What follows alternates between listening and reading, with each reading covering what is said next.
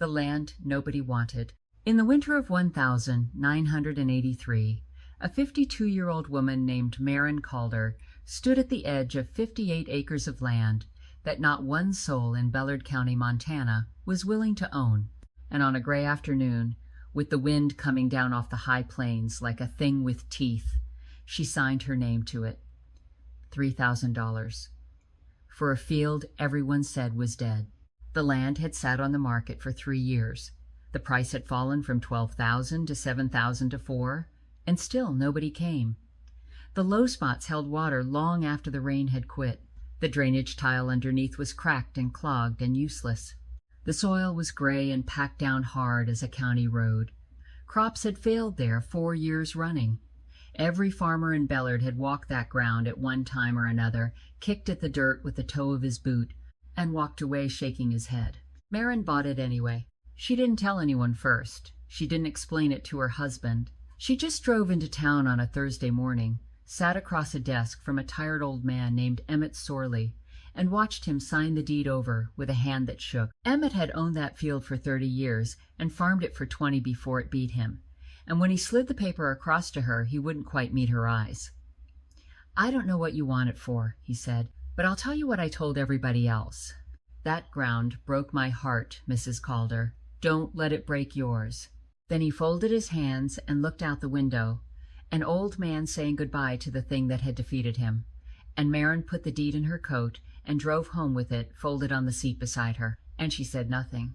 Her husband, Wendell, found out 3 days later, when the recording notice came in the mail. He read it twice. Then he set it down on the kitchen table, very carefully, the way you set down something you're afraid you might throw. And he asked her one question. Why?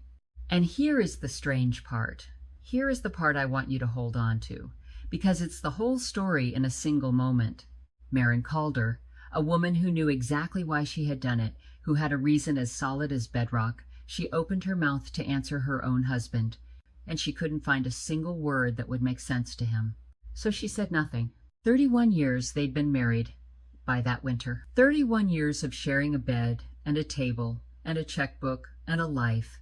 And in all that time, Maren Calder had never once kept a secret from Wendell that mattered. And now she had spent $3,000 of money they did not have to spare, on a field the whole county had laughed off, and she could not tell the man she loved why. That silence sat down at their table that night, and it did not get up for a long, long time. Now, before I go on, let me tell you something Maren had been doing for 5 years that nobody knew about.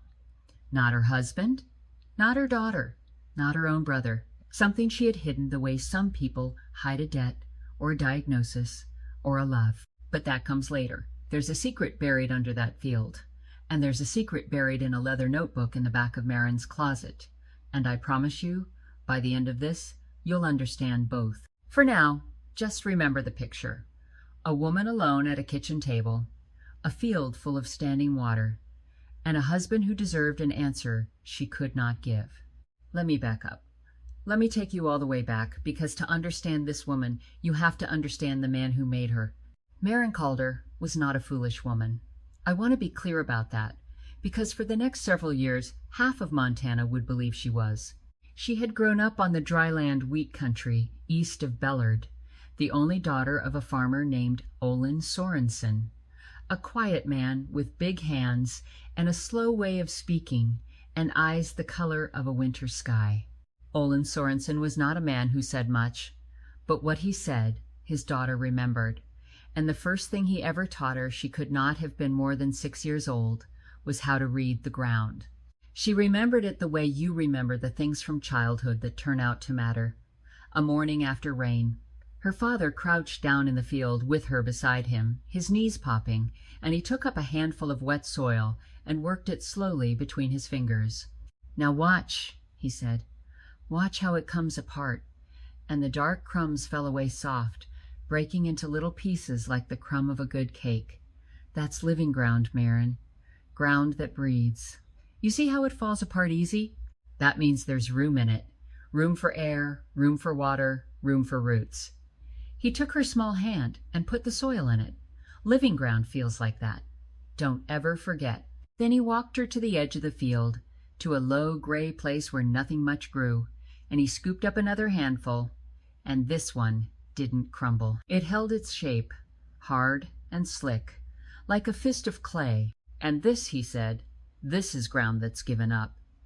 Packed so tight nothing can get in. Water can't sink, air can't reach, roots can't push through. It's not dead, exactly. It's just tired, worn down by people who took and never thought to give anything back. He let it fall. Most people can't tell the difference, baby girl. But you can. Now you can. From the time she was old enough to walk a furrow, Olin Sorensen taught his daughter one thing above all others. Out here, he told her, the crop you grow doesn't matter. The market doesn't matter. The tractor doesn't matter.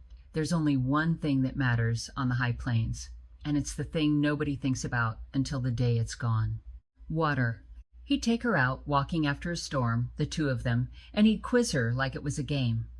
Where did the water go, Marin? Which way did it run?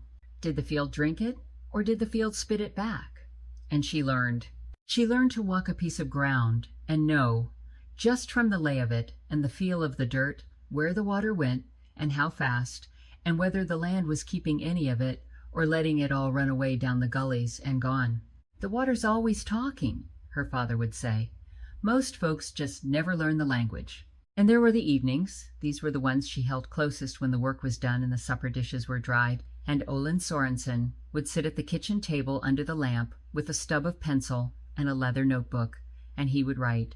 Marin never knew, as a child, what he was writing. She only knew that it was important, the way church was important, by the quiet that came over him when he did it. She'd fall asleep some nights to the small scratch of that pencil. It was the sound of her father thinking.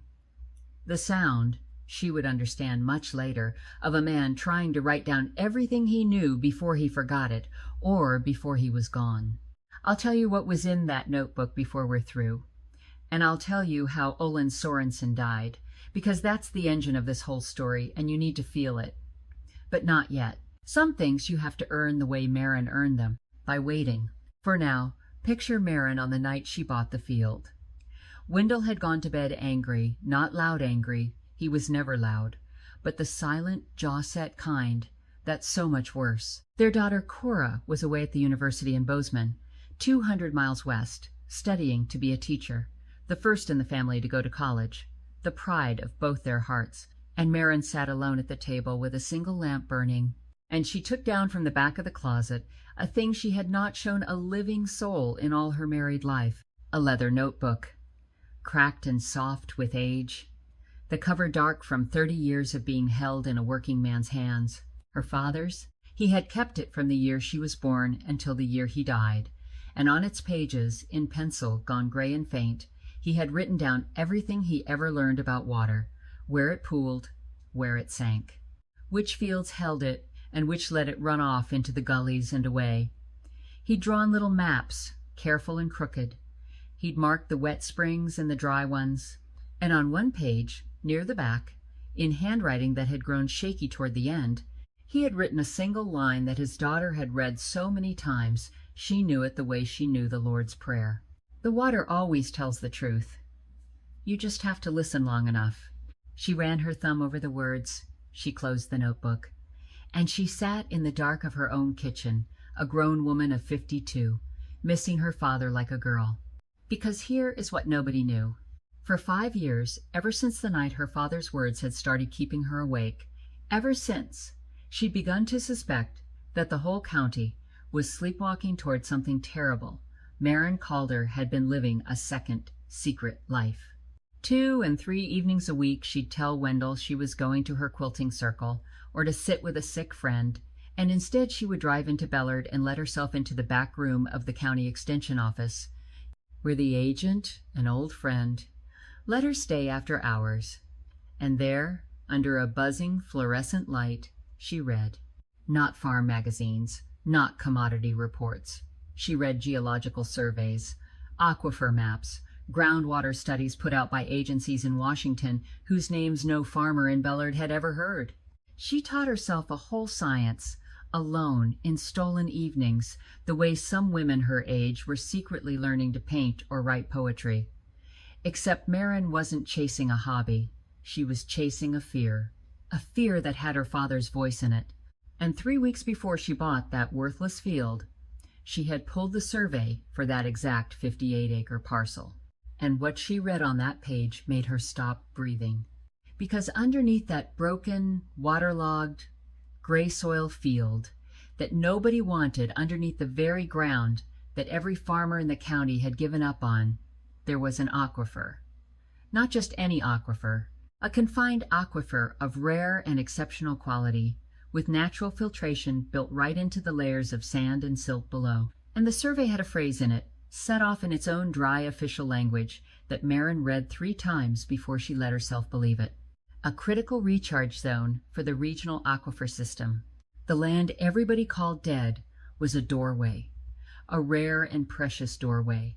Water that soaked into that field didn't run off and disappear the way it did everywhere else. It sank.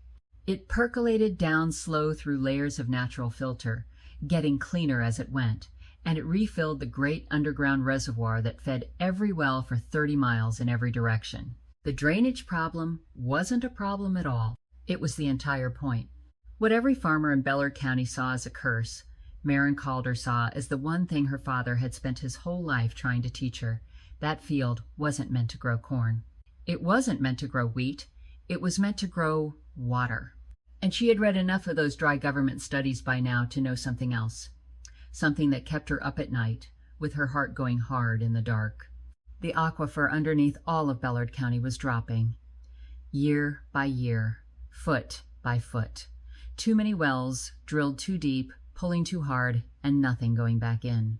The studies all said the same thing, in the same flat, terrible language. At current rates of extraction, long-term supply was not sustainable. In plain words, the water was running out, and one day Marin didn't know when, but she knew it the way she knew her own name. One day the rain would stop, and the wells would fail, and the people of this county would learn what her father had learned the hard way and never recovered from. That on the high plains, water isn't one asset among many. It's the only one that matters. It's the whole difference between a living place and a ghost of one. So she bought the field, and she said nothing.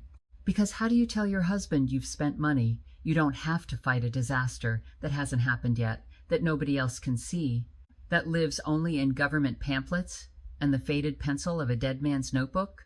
Let me ask you something before we go on. And I want you to really sit with it for a second, the way Marin sat alone at that kitchen table that night. Have you ever known a thing in your bones to be true?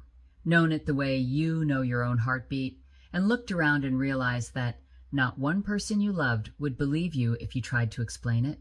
That the very people who knew you best, who'd trust you with their lives, would look at you with worry in their eyes if you said it out loud? That was Marin Calder in the winter of 1983. There's a kind of loneliness that has nothing to do with being by yourself. Marin had a husband who slept beside her every single night, a daughter she'd raised and loved past all reason, a brother 2 states away who called every Sunday after church. She was not alone. And yet she carried this thing, this enormous, certain, frightening thing about the water entirely on her own. She would lie awake and listen to Wendell breathing slow beside her in the dark and feel the whole width of the world open up between what she knew and what she could say to the man she'd married. That's a particular ache. Some of you know it. I'd guess more than a few of you know it. The ache of being the only one in the house who sees the thing coming. She decided that winter that she would try to make them see. Not all of them, just the ones who mattered most. She would start by standing up in front of the county. It was a mistake. But it was the kind of mistake a brave woman makes. The laughter. It was a Tuesday in March at the spring meeting of the Bellard County Grain Cooperative in the big metal building out by the rail, siding where the whole county gathered twice a year to talk prices and weather and whose boy was going off to the service. The kind of gathering some of you remember from your own small towns. The smell of burnt coffee in a big steel urn, metal folding chairs scraping on a concrete floor. Everyone in their good clothes, but not their Sunday best clothes, because it was business, not church. Marin went because Wendell went, and a wife went with her husband. She sat near the back in her good wool coat, with her hands folded in her lap, and she had no intention of saying a word. But word travels in a small county.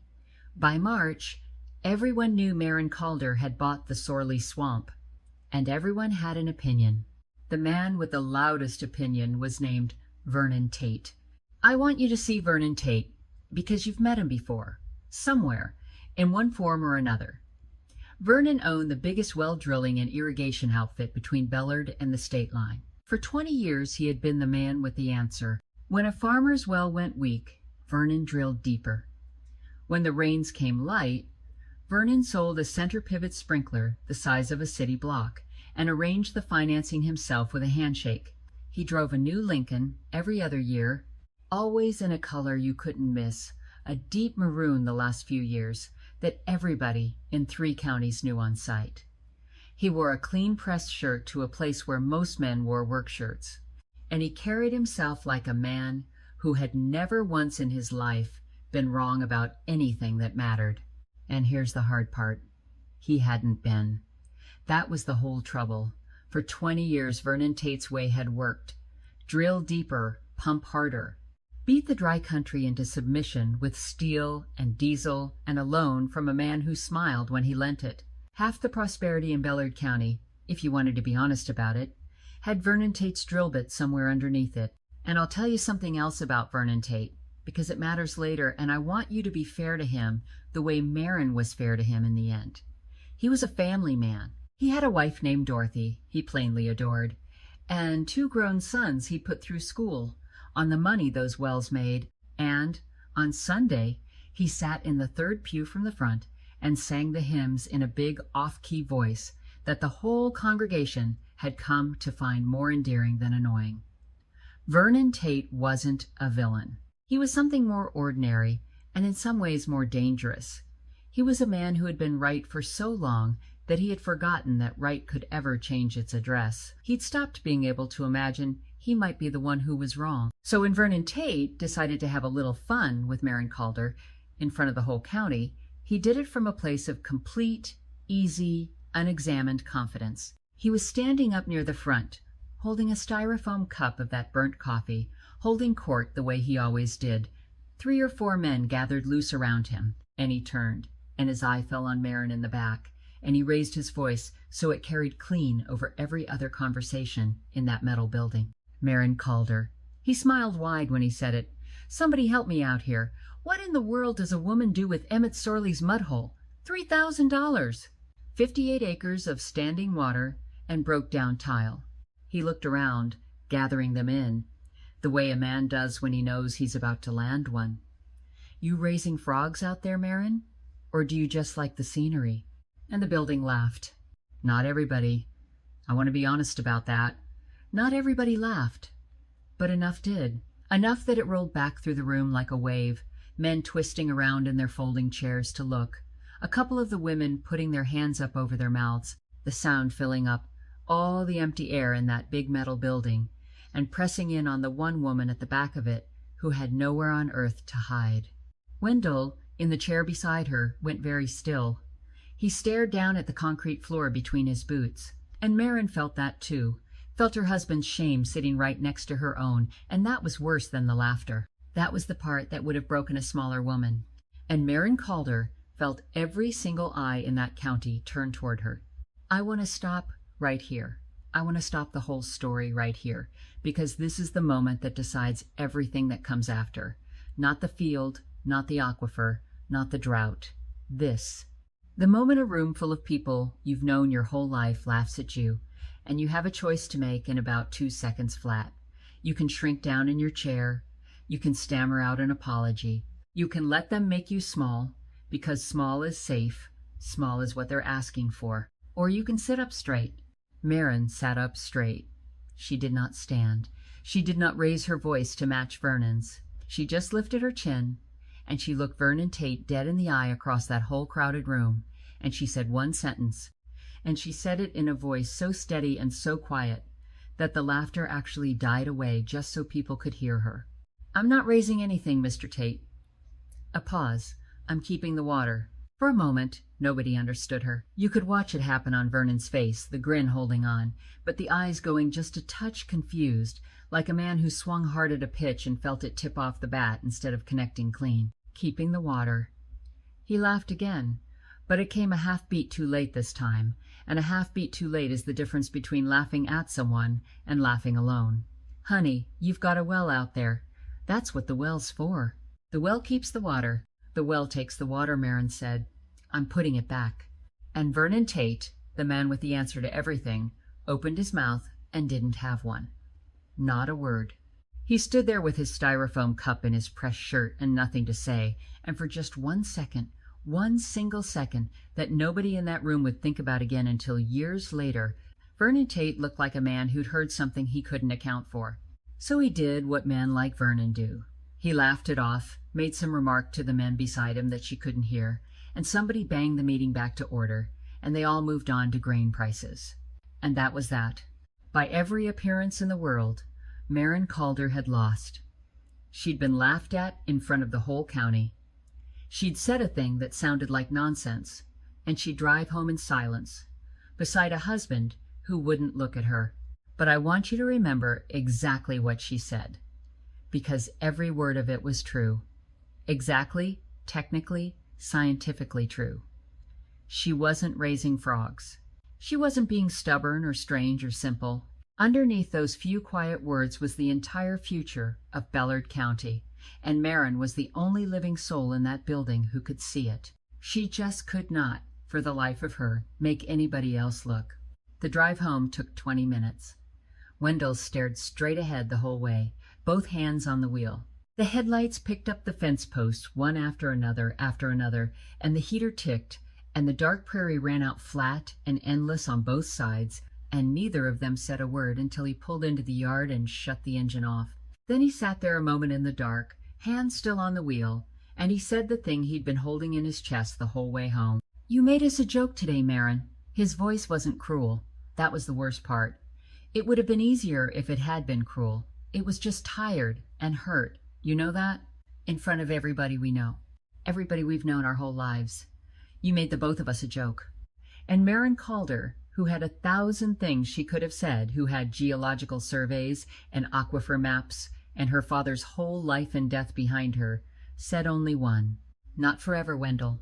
Then she went inside and put the coffee on, the way she did every single night of her married life, because the work doesn't stop just because your heart is broken. And that's a thing the women listening to me right now understand better than anybody on earth. The work doesn't stop. The coffee still gets made. The chores still get done. The supper still goes on the table. You learn to carry the ache right alongside the day, one in each hand, and you keep moving because the moving is the only thing that gets you to tomorrow. That was the spring of 1983. Now let me tell you what she did next. Because what she did next is where the whole county decided once and for all that Marin Calder had lost her mind. The field, she started in April, the very morning the ground thawed soft enough to work, and what she did made no sense to a single living person who saw it. A normal farmer who buys drowned land does one thing first, before anything else. He fixes the drainage, gets the water off, pulls out the broken tile and lays new tile, and runs that standing water down to the gully where it belongs, so that someday, somehow, a crop might grow. That is what farming is. That's the whole bargain. You take the land, and you bend it to your will, and you make it give you what you need. Marin did the opposite of all of it. She pulled out the drainage tile, and she did not replace it. She let the water stay. Her neighbors drove past on the county road and slowed down to look, the way decent people slow down at the scene of a wreck, half not wanting to see and half unable to help it. And there was Marin Calder, 52 years old, a grandmother's age, out in rubber waders up to her thighs in the wet end of that field, planting things. Not wheat, not corn, not anything a Christian could eat.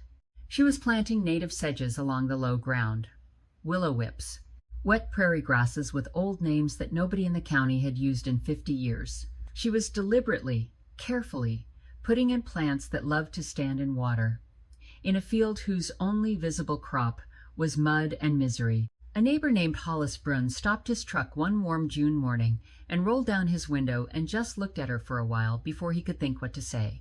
"Marin," he pushed his cap back, "I gotta ask you. I've been driving past here 3 weeks now, and I have not seen you put one single thing in the ground that a person could harvest. What in the world are you doing out there?" She straightened up slow, a hand on the small of her back, and pushed the hair out of her eyes with the back of a muddy wrist. "I'm slowing the water down, Hollis," she said, "so it has the time to sink." Hollis looked at her a long moment. Then he looked past her, out at the field, at the willow whips and the sedges and the standing water glinting in the morning sun, and he said it, gently, the way you talk to somebody who'd maybe been out in that sun a little too long. "Marin, that's not farming." "No," she agreed, "easy as anything." "It's not." And she turned and went back to work, and after a while Hollis Brunn rolled his window up and drove on, and that evening at supper he told his wife that he was worried about Marin Calder. He really was. Now here's where I have to tell you what all that strange-looking work actually did. Because Marin wasn't crazy, and she wasn't lazy, and she was not out there playing in the mud like a child. Every single thing she planted, every tile she pulled, had a hard reason behind it, and the reason was the same one her father had written in that leather notebook 30 years before she ever bought the field. She'd hired a man that first spring spent damn near as much on him as she'd spent on the whole field. A private consultant, a young hydrogeologist named Del Pruitt, who took side work between college terms to make ends meet. He came out with his instruments and his core sampler, and he measured how fast the water moved down through the soil, and he ran the numbers twice because he didn't trust them the first time. And what Del Pruitt found confirmed every word Marin had read in those dry government surveys. The field's so-called drainage problem was, in fact, just about perfect. Let me put it to you plain. Most land sheds rain the way a slate roof sheds it. The water hits and runs right off, fast, and it's gone down the gully before it does anybody any good. But Marin's field was different. Underneath that gray, packed-down surface lay deep layers of sand and silt that worked exactly like a giant natural filter, and below those, the aquifer itself, the great hidden reservoir. When water sat on that field and soaked down slow, it moved through those layers, and the layers cleaned it as it went, pulled out the contaminants, the chemical runoff, all the things that fouled the shallow groundwater everywhere else in the county. By the time that water reached the aquifer, it was clean enough to drink. And it was refilling, drop by patient drop, the very reservoir that the whole county was busy draining dry. The willows and the sedges weren't decoration, and they weren't madness. They were tools. Each one slowed the water down, held it up on the surface just long enough to sink in instead of running off. Every plant was a tiny break on the water, buying it the time it needed to do its quiet work. She wasn't farming the surface of that land at all. She was farming what lay beneath it. And here is the cruel, cruel thing about it. The thing that would cost Marin Calder 4 years of grief and very nearly cost her marriage. None of it showed. There was no crop to point at, no bushels to haul to the elevator, no check came in the mail, not once, not ever. You could not drive past on the county road and see what she was building, because what she was building was underground and invisible and silent, in a place where you'd need a monitoring well and a year of patient data just to prove it was there at all. She was creating something the whole world would soon need desperately, and it had no price. There was no market for it, no buyer, no number you could write on a check. Clean water going quietly back into the earth. By the fall of 1984, she'd put in her first monitoring wells, simple pipes, set deep, that let her drop a weighted tape down inside and read exactly how high the water table stood beneath her field. She read them on the first of every month, in rain or snow or wind, and she wrote the numbers down in a notebook of her own, a new one, that she kept right beside her father's old one. And by that second year, a pattern had begun to show itself in those figures, clear as anything she'd ever seen. The water table under her field was rising, while the whole rest of the county pumped and drilled and watched their own wells go weaker year by year. The water under Marin Calder's worthless mudhole was quietly, steadily coming back. But the numbers meant nothing without somebody to read them, and nobody would. The numbers were just marks in a notebook that one aging woman kept by lamplight while her husband slept in the next room thinking about the bank. Her brother Ansel called from Colorado that fall. He was 6 years younger than Maren, a builder by trade, a man who'd left the farm life behind the first chance he got, and never once looked back or regretted it. Word had reached him, the way word always does in a family. "Maren," he said, and she could hear him choosing his words careful, "I'm going to ask you straight, because somebody in this family has got to. Are you all right? Wendell tells me you've put near $30,000 now into a field that's never grown a thing, and by the sound of it, never will." "It grows water, Ansel." "Water doesn't have a market, Maren." "Not yet," she said, "but it will." There was a long silence on the line then. The particular kind of silence that means a brother is deciding, right that second, whether to be gentle with you or honest with you, and can't quite manage both. "You sound just like Dad," he said finally. "Soft. You know that? You sound exactly like him." And he did not mean it as a kindness. That stopped her cold. "Because here is the thing about Maren's father that I've been holding back from you this whole time, and now you've waited long enough. Now is the time you should know it. Olin Sorensen lost his farm. Not to bad luck. Not to low prices, or a bad season, or his own bad judgment. He lost it to a drought in the middle of the 1950s, when Maren was a young woman of 24, with her whole life still ahead of her and her first baby on the way. The rains quit. 1 year, then the next, the way they do when the sky decides to forget you. And the wells went weak, and then they went dry. And Olin Sorensen stood by, helpless as a child, and watched the ground he had farmed his whole life turn to gray dust and lift up and blow away on the wind. He had done everything right. That was what tore at him. By every rule and every wisdom of his time, he had done it all right. And it had not been enough, because the water was gone. And when the water is gone, nothing you did right matters anymore.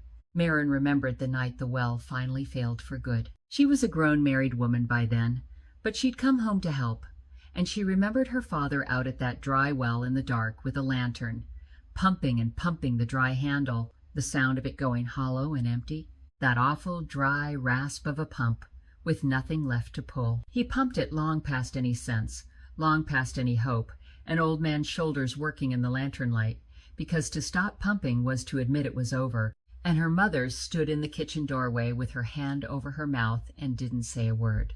And at the very end, when the bank took the place and they loaded what they could into a borrowed truck, Maren's father stood at the edge of his cracked and ruined field, an old man now, made old years before his time, and he said a thing that his daughter carried in her heart for the rest of her natural life. "The land betrayed me, Maren," he said. He wasn't crying. He was past crying. He just said it, flat, like a fact. I gave it everything I had, and in the end it just turned on me. He believed that to his dying day, that the ground itself had turned against him. He'd loved that land like a living thing, and he died believing it had broken his heart on purpose. But Maren had read that leather notebook 1,000 times in the years since. She'd studied it like scripture, and somewhere along the way she had come to understand a thing her father, drowning in his grief, never could.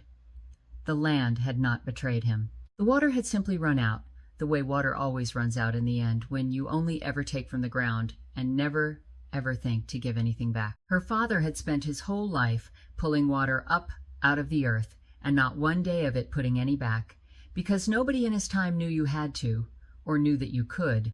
And so the well went dry, and the farm died, and a good man went to his grave, believing the ground was his enemy, when all along, every single day, it had only been trying to tell him the truth.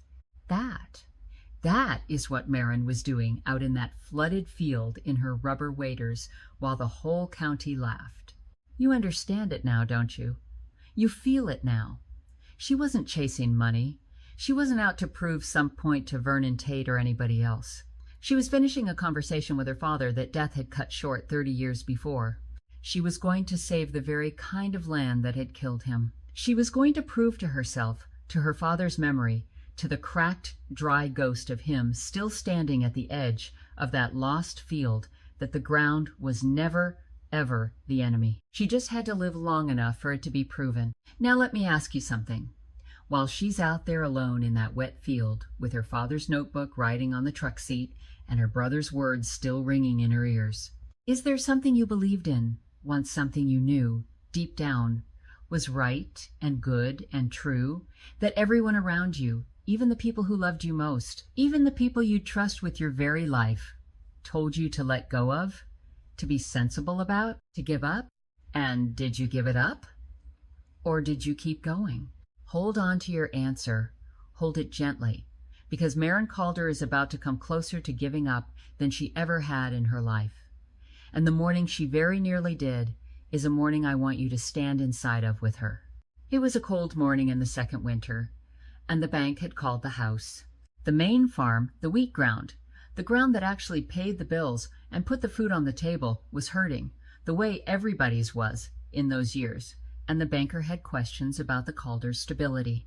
And every one of those questions, no matter how they started, circled back around to the same place, to the field, to the $30,000 sunk into mud that had never grown one thing. Maren drove into Bellard that morning to talk to the bank. But she didn't drive to the bank. She found herself parked across the street from the real estate office instead, with the engine running and the heater going, watching her own breath fog up the inside of the windshield. And she sat there and she thought about how easy it would be, how simple, how merciful even. She could just walk across that street and into that office and list the Sorley field for sale, take whatever pennies she could get for it, end the talk, end the laughter at the co-op and the church and the feed store, end the worry that lived now behind her husband's eyes every single morning when he looked at her over the coffee. Just give it up. Be a normal woman again. Stop being a joke. Her hand was on the door handle. She could feel the cold of the metal through her glove. And then she looked over at the passenger seat, at her father's leather notebook, riding there beside her the way it rode everywhere with her now, at the cracked dark cover, worn soft by a dead man's working hands. And she thought of him at the edge of that lost field, saying the land betrayed me, believing it, dying with it lodged in his heart like a splinter that never came out. Maren took her hand off the door handle. She put the truck in gear. She drove home. She walked out to the field in the cold with her weighted tape, and she read her monitoring wells, and she wrote the numbers down in her notebook beside her father's. Same as every first of the month. Same as always. Years and years later, when people came from all over to ask her how she'd done it, how on earth she had held on, all alone, when the whole world told her she was a fool, she always told them the very same thing. And I want you to hear it, every word, because it's the truest thing in this whole long story. People think I never doubted myself, she'd say. They've got it all wrong. That's not how it was at all. I doubted myself every single day for 5 solid years. The difference between quitting and not quitting, it was never confidence. I never had much of that. It was just a decision. The decision every morning to drive home and go back to work. That decision, made fresh every single day. That's the whole thing. That's the entire secret. And there's no other one. I wish I could tell you there was something more, something grander, but there isn't. It's just a tired woman deciding one more time to drive home and go back to work. Now, let me tell you who showed up next. Because as it turned out, Maren Calder was not the only person in the world who had started thinking hard about water. The offer and the ultimatum. In the late fall of 1986, a stranger came down the county road.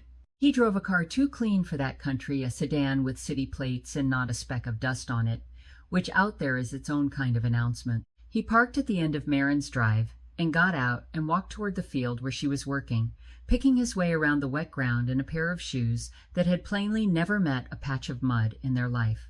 He was polite, he was friendly, and he was vague in the particular practiced way of a man whose whole job is to be vague. He said he represented some interests, some folks looking at land in the area, and he wondered, just wondered, no pressure at all, whether Mrs. Calder might ever consider selling that parcel of hers. And then he named a price. It was 4 times what she'd paid for it.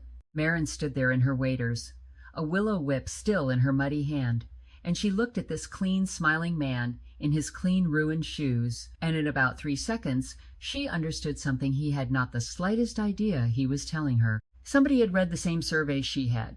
Somewhere out there, somebody with money and lawyers had figured out exactly what was sleeping under that field.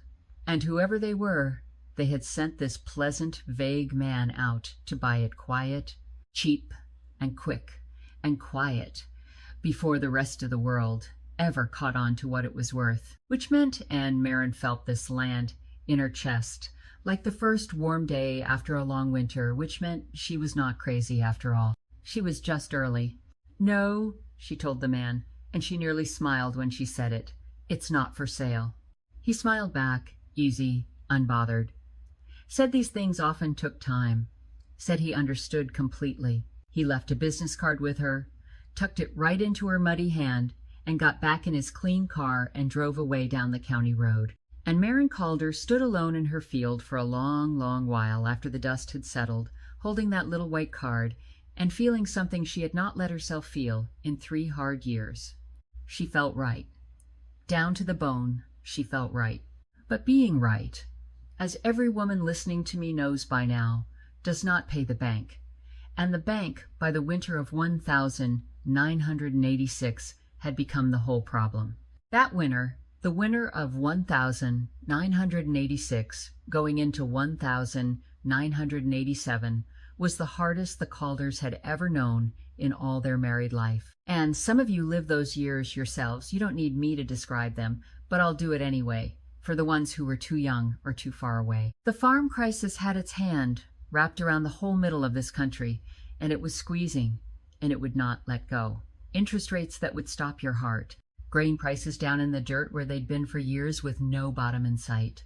Land values falling so fast and so far that men who'd farmed all their lives, good men, careful men, woke up one morning owing the bank more than every single thing they owned was worth. Across Bellard County, the foreclosure notices went up one after another after another.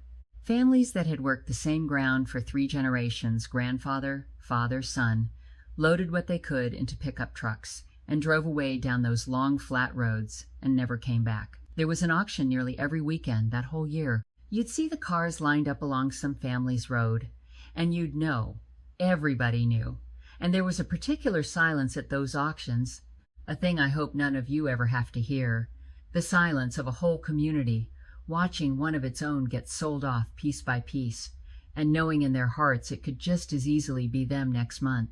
The Calders' nearest neighbors to the south, the Doyle family, lost their place that winter. Marin had known Ruth Doyle for 25 years. They'd raised their children alongside each other, traded recipes and seed and worry across that fence line for a quarter century, and Marin stood at the back of the Doyle auction in February with the cold coming up through her boots, and watched Ruth Doyle stand dry-eyed and straight-backed while strangers bid on her kitchen table, and she thought, that is what's coming for us, if I'm wrong. That is the price of what I've done.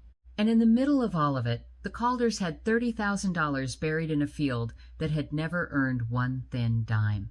It came to a head on a cold night in February of 1987. Cora was home from the university for the weekend, a young woman of 22 now, sharp as a tack, and worried in the particular aching way that the young get worried about their parents when they start to see them clear for the first time.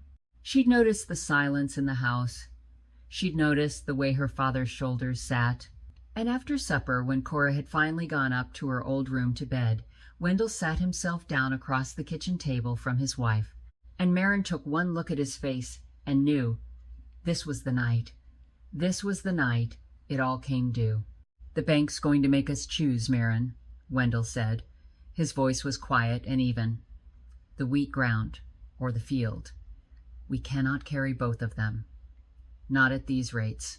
Not for one more year." He turned his coffee cup slow on the table, around and around, not drinking it, just turning it.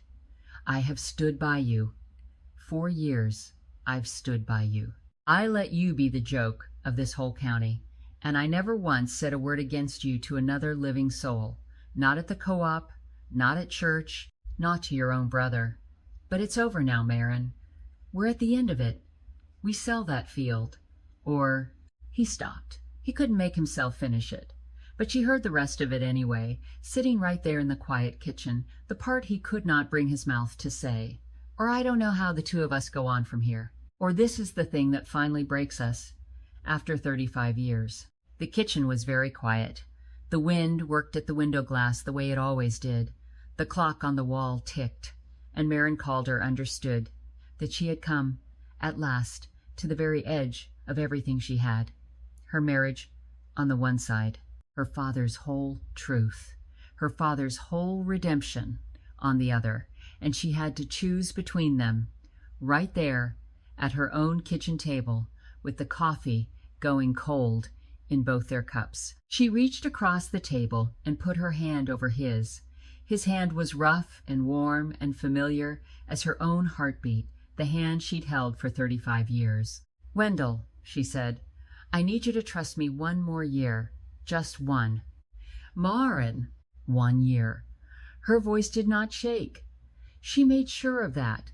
"The aquifer is failing. The whole county's pumping it dry and putting nothing back, and it cannot last. I have got 4 years of numbers in that notebook that prove every word of it. And when the dry year comes, and it is coming, Wendell, I have read it in the data the same way you read a sky before a storm when it comes. Every well in this county is going to go weak, and ours will not. And then, finally, they will see. You can't predict the weather, Marin." But there was something different in how he said it this time. Less like an argument. More like a man who wanted, desperately, to be talked out of his own fear. "No," she said, "I can't predict the weather, but I can read the ground, and the ground is telling the truth, Wendell. It's been telling it the whole time. I'm just the only one who's been listening." Wendell Calder looked at his wife for a long, long time across that kitchen table. He looked at the gray in her hair that had come in these last hard years. He looked at the calluses on the hand that lay over his. He looked at the absolute, unshakable stillness in her eyes, the same stillness, though he didn't know it, that her father had had. And whatever it was that he finally saw there, and God alone knows what it cost that good, quiet man to give it, he gave her the year. 1 year, he said, and he turned his hand over under hers and held it. 1 more year, Marin, and then we're done. Now, I told you a while back that this story had a cruel twist waiting in it, and here it comes. So hold on. That spring, Marin went out on the 1st of the month to read her monitoring wells, the way she had done faithfully for 4 years. And the numbers were wrong. The water table that had been climbing steady for 4 straight years, the water table that was her whole proof, her whole argument, her whole reason had dropped hard, dropped sharp. Almost overnight, it looked like, as if everything she had built, everything she had staked her marriage and her father's memory on, had simply collapsed into ruin beneath her feet while she slept. She read it again. Same terrible number. She walked through the cold, wet grass to the second well, the one across the field, and she dropped the tape and read it too. Same thing. The water was falling fast. And she had no explanation for it, none at all. And she stood there alone in the middle of that field with the dripping tape in her hand and felt the whole solid world go right out from under her. 4 years, her marriage, her father's truth, his redemption, the whole thing, all of it, wrong. She did not sleep that night, or the night after. She lay in the dark beside Wendell and stared at the ceiling and did the arithmetic of ruin over and over. She did not tell him. How could she? What was there to even say? That he'd given her 1 more year, 1 precious year that might cost them the farm, and she had lost it inside of a single week? That the one thing she had bet their entire life on had failed? But here is the thing. Marin Calder did not quit. She had learned that much, at least out there in all those long, lonely seasons. When the world goes out from under you, you do not lie down. You find out why. So instead of giving up, she got on the telephone and she called the one person on earth who might be able to tell her what had gone wrong, Del Pruitt, the young hydrogeologist. And Del drove out on the 3rd day with his instruments, and he went over those 2 monitoring wells inch by careful inch, frowning, checking, rechecking, and then he stood up straight, holding something small and corroded in his gloved hand, and he started to laugh. "Mrs. Calder," he said, and there was relief breaking all over his young face. "Your sensor failed. Look at it, look here." The seals rotted clean through. Water's gotten down into the housing. "This thing's been reading pure garbage for the last 3 weeks. It's not your aquifer that failed, ma'am. It's a $4 part." And he pulled the ruined sensor out, and he dropped a fresh weighted tape down the pipe, the old reliable way, the way her father would have done it with no fancy electronics at all. And he read the real number out loud, there in the wet spring field. The water table wasn't dropping. It had never been dropping. It was higher than it had ever been, higher than her own best projections, higher than she had let herself dream. The recharge wasn't just working. It was working better than anything Del Pruitt had measured in his whole young career. And when Marin heard that real number spoken out loud into the open air, Marin Calder, who had not let herself shed one single tear in 4 long years of being laughed at and doubted and nearly broken, Marin had to turn her face away and put her hand over her mouth and hold very still until she could trust herself. Again, "It's not failing, Mrs. Calder," Del said quietly, watching her, looking away to give her the privacy of it. "It's the exact opposite. Whatever it is you've done out here on this ground, it's working better than anything I have ever measured in my life." She had her year. She had her numbers. She had the truth, written down in her own hand and confirmed in his. Now all she needed, all that was left in the whole wide world for her to need, was for the sky to finally do the thing she had known for 5 years it would someday do. Let me ask you to stop and think about something, right here, before the weather turns and the story rushes on to its end. Marin had just been handed her proof, cold, hard, written down, double-checked proof that she had been right the entire time. And you would think, wouldn't you, that that would be the end of her fear, that she could rest now. But it wasn't. And she couldn't. Because being right on paper and being right out loud in front of the whole county are 2 entirely different things, and there was still the one thing she could not control. The one thing no amount of patience or notebooks could touch: the sky. She still had to wait on the sky. Have you ever had to wait like that? Knowing in your bones you were right, and still having to wait with everything you loved, and everyone you loved hanging in the balance on a thing entirely outside your hands? That kind of waiting is its own particular brand of courage. We don't have a good name for it. We hand out medals for the loud kinds of bravery, the running into the fire kinds, but this quiet kind, the waiting kind, the kind that aging women have done in farmhouses and kitchens and hospital waiting rooms since the beginning of time, that's the hardest courage there is, and nobody ever sees it. That winter, the snow came light, hardly any snow at all, when the high plains should have been buried in it. And the spring of 1988 came in dry, with rains that didn't fall and clouds that built up gray and promising on the western horizon, and then just slid on past overhead and broke their water somewhere else. And then summer came, the dry year. I don't have to tell some of you about the summer of 1988. You were there. You lived through every endless day of it. You remember the heat that simply would not quit, day after day after day, and the rain that would not come no matter how you prayed for it, and the way the whole great middle of this country slowly turned the dry brown color of an old paper grocery bag. It was the worst drought in 50 years, the worst since the one that took Olin Sorensen's farm and broke his heart. It started the way droughts always start, slow enough, gentle enough, that people kept right on hoping.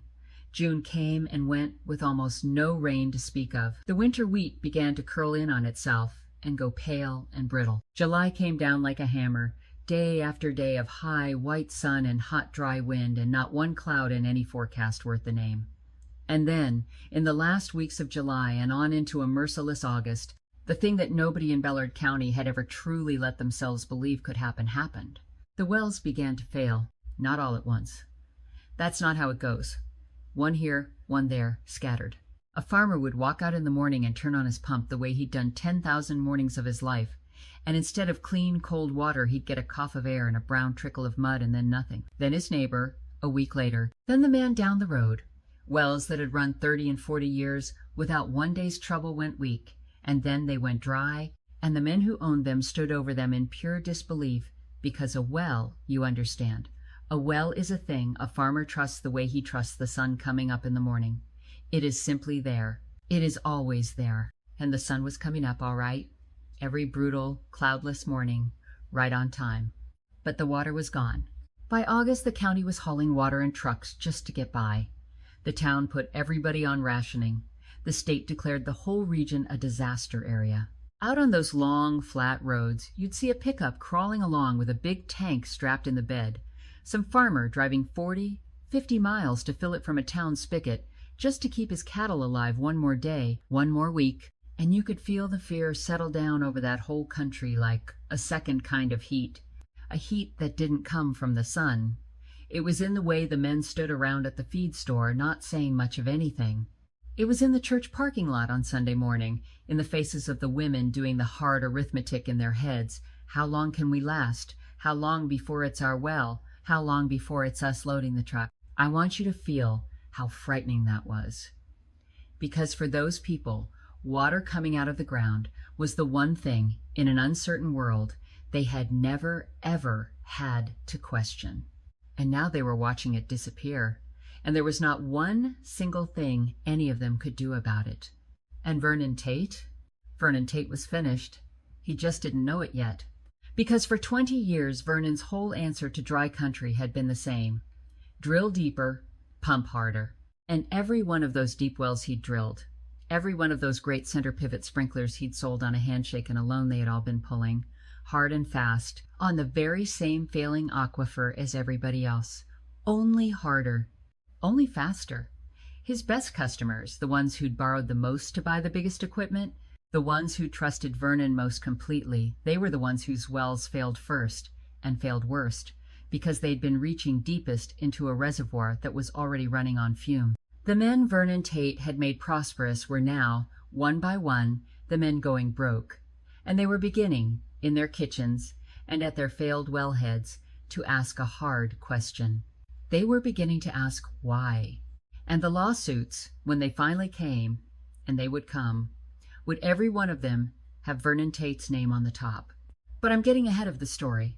Let me bring you back to the field. Out at Marin Calder's worthless mudhole, in the middle of all that fear and failure, something was happening that not one soul had noticed yet.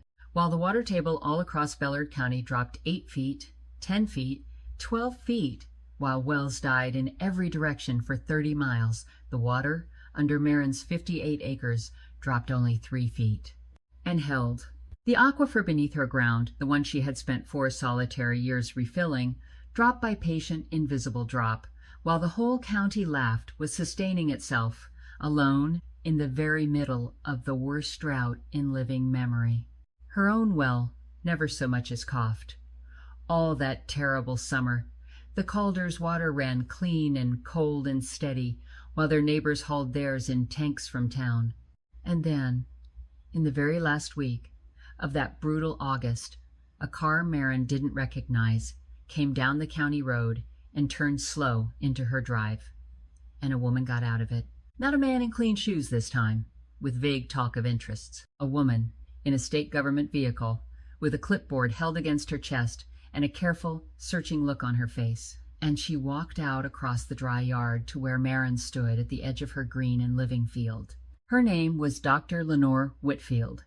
She was a hydrologist with the State Water Resources Office, and I want to be clear, she was not somebody Marin had hired, not Del Pruitt come back again. She was the state itself, arriving on its own, unasked. She had spent that whole terrible summer driving the back roads of the county, measuring the disaster, one failing well at a time, watching the numbers fall and fall and fall, everywhere she looked, everywhere but one single place.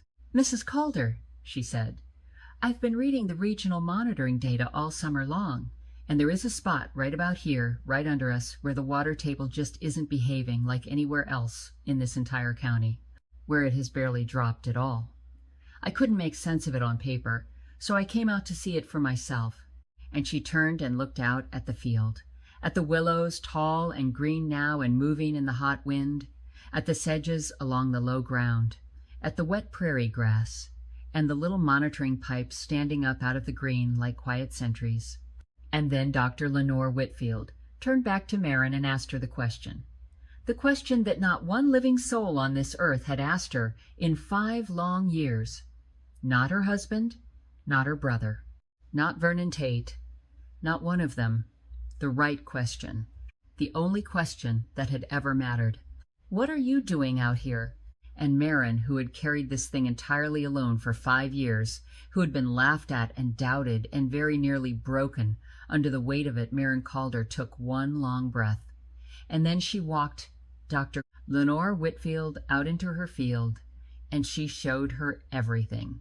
She showed her the monitoring wells and 4 years of numbers written in her own steady hand. She showed her the water quality tests. The lab reports that proved the water sinking down through her ground came out the bottom of it cleaner than it went in at the top. She showed her the willows and the sedges and explained, plain and clear, how each single plant slowed the water down and bought it the time it needed to sink. She showed her where the old broken tile had been pulled out and exactly why she'd pulled it.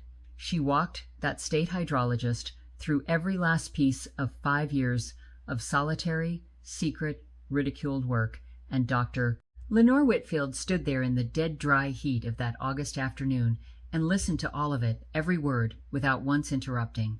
And when Marin was finally done, the hydrologist walked up onto the little rise at the edge of the field, and she stood there, and she looked out across the whole county. Out there, in every direction the eye could reach, the wells were failing, and the crops were burning up, and the water trucks were crawling along the dusty roads. And here, right here, under this one woman's feet, the aquifer was holding. "Mrs. Calder," Dr. Whitfield said, and her voice had gone very quiet, "do you understand what you've made out here?" "A recharge zone," Marin said. "One that works. Do you understand what it's worth?" Whitfield turned to face her full on. "We have been calculating the regional water deficit all summer. This field alone, just this, the way it recharges, the sheer quality of the water it's putting back into the ground, this one field alone could supply clean municipal water for 3,000 people. Not for a year, Mrs. Calder, indefinitely. For as long as it's managed right, properly handled, what you've got here is a resource worth $25 million over the life of this aquifer." Marin Calder said nothing. She had known it. In a way, in her bones. She had always known it. She'd done that very arithmetic herself, years ago, alone at her kitchen table by lamplight. But I'll tell you, there is a world of difference between knowing a thing all alone in the dark of your own mind and hearing another living human being stand on your ground and say it out loud in the broad light of day. Hearing that number spoken made it real in a way it had never been real before, $25 million. In a field she had bought for 3,000. A field a whole county had laughed her out of a co-op meeting for. She stood there in the terrible heat, and the dry wind came down off the high plains and moved through the willows she'd planted, and Marin Calder thought of her father. She thought of Olin Sorensen, standing at the edge of his own dead and ruined field 30 years before, an old man made before his time, saying flat and final, "The land betrayed me," believing it to the very day he died and was laid in the ground. And she thought, with the wind in the willows, and the proof standing right there beside her, "No, Daddy, no, it never did. The land never betrayed you. Not once, not for one single day. It was telling you the truth the whole entire time. We were just the ones who stopped listening." Let me ask you to just sit with that a moment. Sit with it before we go on to the end. Because I have a strong feeling, that some of you listening to me right now know exactly, precisely what it is. To want, more than you've ever wanted anything. To tell something to a person who is already gone.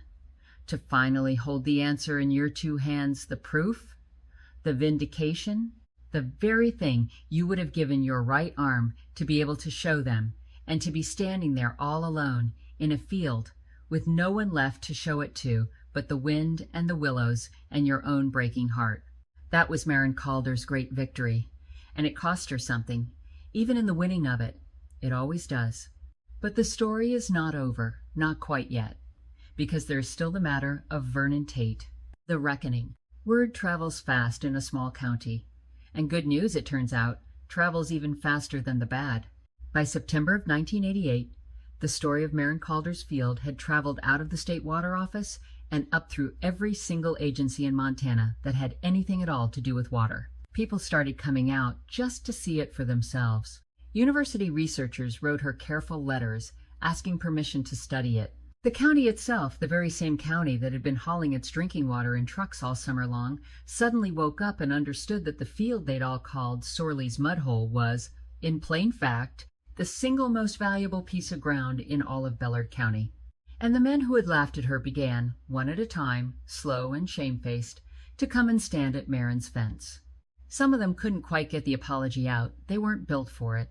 They'd lean on the top rail of her fence and look out at that green field and say something about the weather or about how their granddad used to talk about ground like this, and that was as close to sorry as they could come. And Marin let it be enough.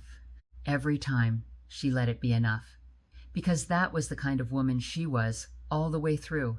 She did not need those men down on their knees. She had never needed that. She'd needed the water to come back, and it had, and that was all the vindication her heart required. But Vernon Tate came differently than all the rest. He came on an evening in October when the low sun was laying its light long and gold across the field, and the willow leaves had all turned to yellow. He did not come in the maroon Lincoln. He came in an old work truck with a dent in the fender, and Marin understood, even before he'd climbed down out of it, that the Lincoln was gone, that a great many things were gone.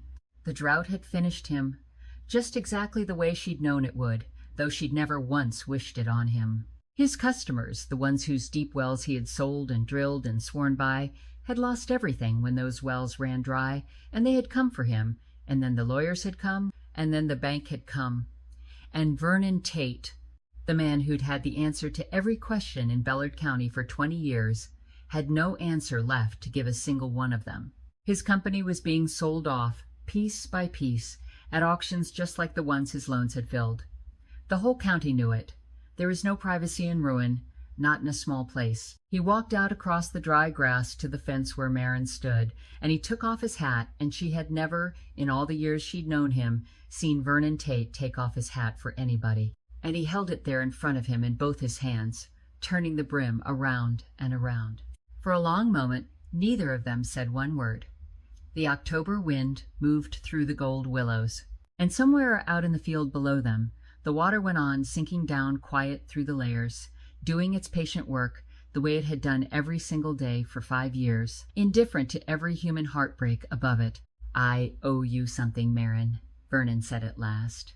His voice was rough, not like itself. "And I don't have the first idea on God's earth how to say it."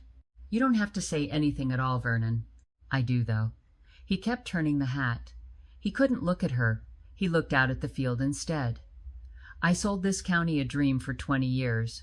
Drill deeper, pump harder, beat the dry country into giving you whatever you wanted out of it." He stopped, swallowed. "And every single well I ever drilled, Marin, I was taking. That's all I was ever doing. Just taking, and telling every man who'd listen that it was the smart thing to do, the modern thing. I made it sound like progress. I made it sound like the future." His voice nearly went out on him. "And you were putting it back. The whole entire time you were putting it back. And I stood up in front of God and the whole county at that co-op meeting, and I asked you if you were raising frogs." He finally turned and looked at her. "You were right about every last thing, Marin, and I was wrong about all of it." And there it was, the very thing she had waited 5 long years to hear.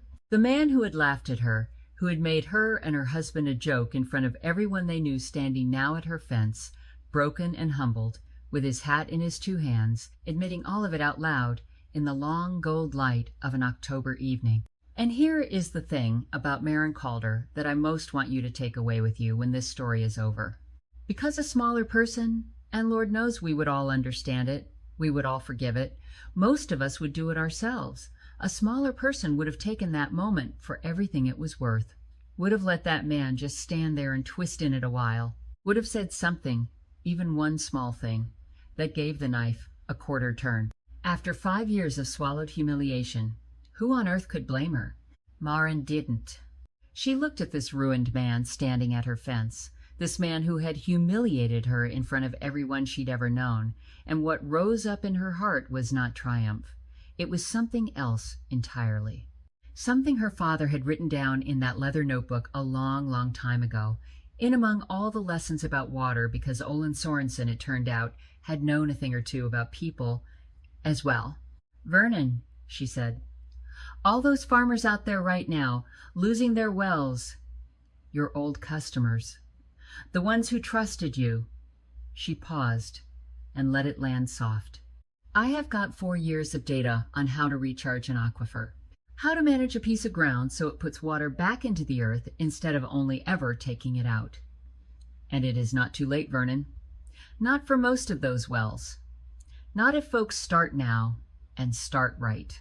Vernon Tate just stared at her, the hat gone still in his hands. "I'll teach anybody in this county who wants to learn it," Marin went on, "free. But I can't be everywhere, and I don't know every farm. And I could surely use a man who does. A man who knows where every well in this county is, and who's hurting the worst, and who'll listen to him when he comes knocking." She looked at him, steady and level, and without one drop of cruelty in it. "You did the taking, Vernon, for 20 years. Maybe now you could help with the giving back." He could not speak.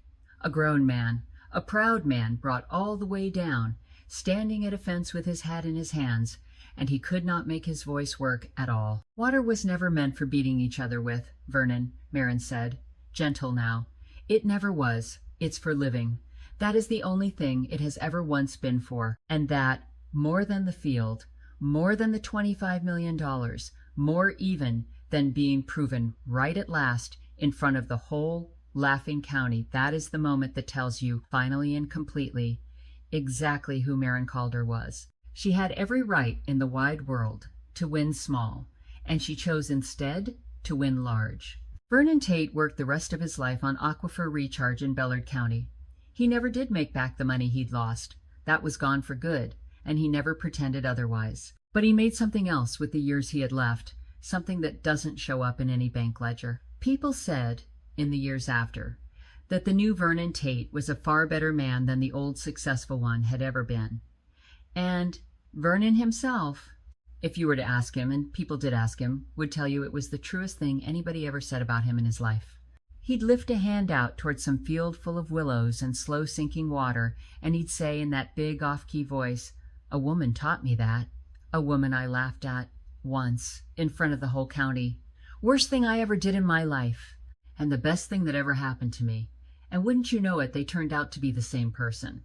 The notebook? Marin never sold the field. The interests with the clean shoes and the 4 times offer, they came back. Of course they did. They came back with more money, and then with more again, and then with more on top of that. And at the very end, there were numbers being laid out on the Calder's kitchen table that would have set the two of them up in comfort for the rest of their natural lives, and set Cora up besides, and her children after her. Money like neither of them had ever dreamed of touching. Marin turned down every last dollar of it. Instead, she did a thing that the men with the leather briefcases simply could not understand, no matter how she explained it. She worked out an agreement with the state to keep that field exactly as it was forever, protected, held in trust, managed for all time as a public recharge zone, putting clean water back into the ground for 3,000 people for just as long as the aquifer should last. She kept the ownership of it in her own name. She kept the land doing the exact quiet thing it had been doing all along, and she made good and certain that no man ever, for any sum of money, could come along and drill it dry the way her father's land had been drilled dry. The fortune she could have had, she let go of without a backward glance. And the one thing in all the world she could not have bought back at any price, a piece of the earth, doing the very thing the good Lord and nature had made it to do, that she kept. The farm crisis passed, the way even the worst storms finally pass. The rains came back in their time. The wheat ground recovered. And the Calders, who had come within one dry season of losing every single thing they had, came out the far side of it whole and together, because of a worthless field that an entire county had once laughed a woman out of a room for buying. Wendell lived to see all of it.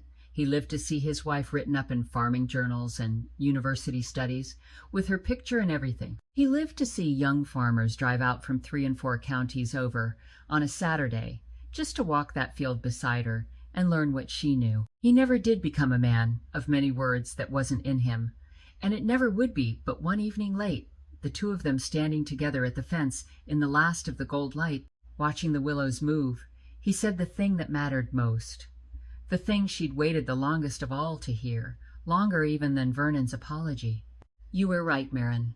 And Marin Calder, who could have said a great many things to that, who had earned the right to say any of them, just looked out at the slow gold water moving through the willows and answered him the only way she ever did. "No," she said softly. "I was just patient, is all." Their daughter Cora finished her schooling and became a teacher, the way she'd always meant to. And then, in time, she did the one thing her mother had never let herself hope for. She came home. She came back to Bellard County, and she married a steady young man who farmed, and the two of them took over the wheat ground from her aging parents, and Cora became, in her own quiet way, the keeper of the thing her mother had built out of mud and patience and a dead man's notebook. It is 1,999 now, in the part of this story I want to leave you standing in. Marin is 68 years old. Her hair has gone all the way to white. Her hands are still a working woman's hands, strong and brown and capable, but they are slower now, and they ache in the cold the way her father's used to. And on one gold autumn evening, she walks out to the field with her grown daughter beside her, the same way she once walked it beside a state hydrologist who finally asked her the right question, the same way she once walked it all alone, year after year, when there was not one single soul on earth who would ask her anything at all. The willows are tall now, taller than a man. The water moves through them slow and patient and certain, sinking down and down into the dark earth, getting clean as it goes, just exactly the way it has every single day for 16 years now. The model Marin built out here, in her stubbornness and her grief, has spread clear across the whole state of Montana. There are recharge zones like hers in a dozen counties now and more coming every year. The university teaches her methods to young people who weren't even born when the county laughed. Farmers come from everywhere to learn it. And every bit of it, all of it, started with one 52-year-old woman who bought a mud hole for $3,000 and got laughed at in front of the whole county for it. $25 million, the hydrologist had said, standing on that very rise. The same ground Vernon Tate had once stood up and asked if she was raising frogs in.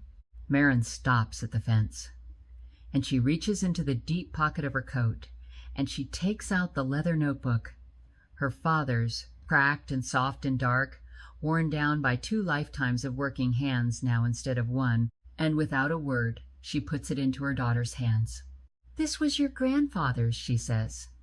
"He kept it from the year I was born clear up until the year he died.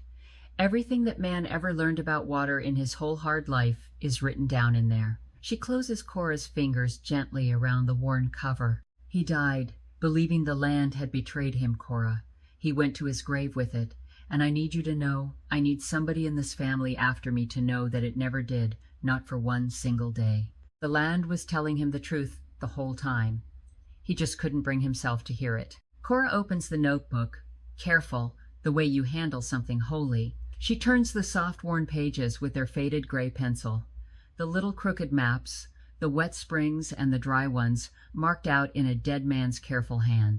And there, near the back, in handwriting gone shaky and faint toward the end, she finds the line, the one her mother has known by heart for 40 years and more.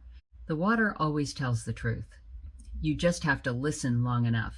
And the two of them stand there together at the edge of a field that the whole wide world once called dead and worthless, a mother and her daughter.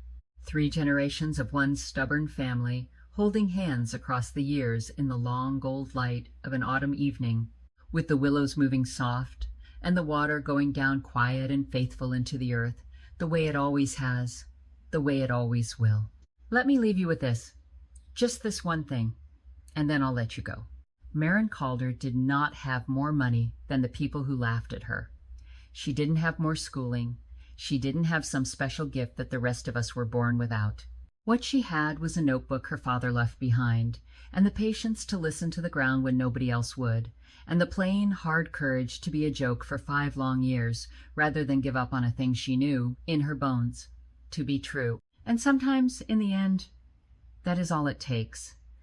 To listen just a little longer than everybody else is willing to keep on driving home and going back to work, day after day after day, when the whole world has decided you're a fool. To go on believing that the very thing they're all calling worthless might just turn out to be exactly the thing this world needs most. The ground was never the enemy. It never is. It never was. It's only ever been waiting, patient as water, patient as a good woman, for somebody to come along who'll listen to it long enough to hear the truth.